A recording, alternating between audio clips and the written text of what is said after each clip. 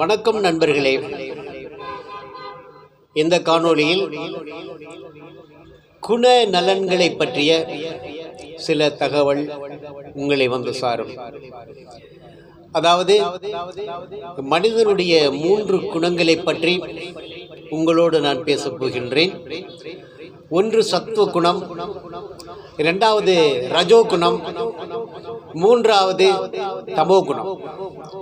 இந்த 3 குணங்களினுடைய செயல்பாடுகள், அவர்களுடைய நடவடிக்கைகள் எப்படி இருக்கும் என்பதை இதன் மூலம் நாம் தெரிந்து கொள்ளலாம் நண்பர்களே.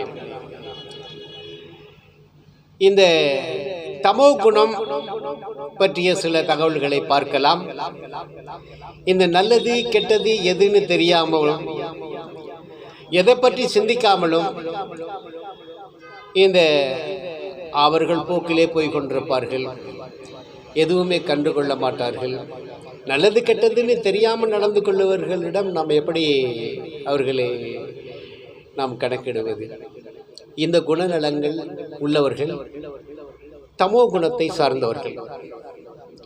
அவர்கள் காட்டு விலங்குகளை போன்றவர்கள். அடுத்தது இந்த ரஜோ குணங்கள். அது ஒரு ஆராய்ச்சி செய்யக்கூடிய மாதிரி, ஒரு பொருளினுடைய உண்மைத்தன்மை என்ன, இவர் சொல்வது சரியா, இப்படி பலவிதமான ஒரு ஆய்வு செய்யக்கூடிய ஒரு குணநலனை கொண்டவர்கள் தான் இந்த ரஜோ குணத்தை சேர்ந்தவர்கள். அடுத்ததாக இந்த சத்துவ குணம், அதனை பற்றி பார்க்கலாம் நண்பர்களே. அவங்க பார்த்தீங்கன்னா வேதம் ஓதுறது, தவ முயற்சி, நூல் அறிவு, ஞானம், தூய்மை, புனலடக்கம், தானம், ஆன்ம தியானம், இவையெல்லாம் செய்யக்கூடியவர்கள் சத்துவ குணம். அவர்களுடைய நடவடிக்கை மூலமாக அவர் எல்லா சமூகத்திலையும் இருப்பார்கள். இவர்கள் தான் இப்படி இருப்பார்கள் என்பதல்ல, எல்லா சமூகத்திலையும் அதை போன்றவர்கள் இருப்பார்கள். அவர்களை வணங்கத்தக்கவர்களாக நம்ம ஏற்றுக்கொள்ளலாம்.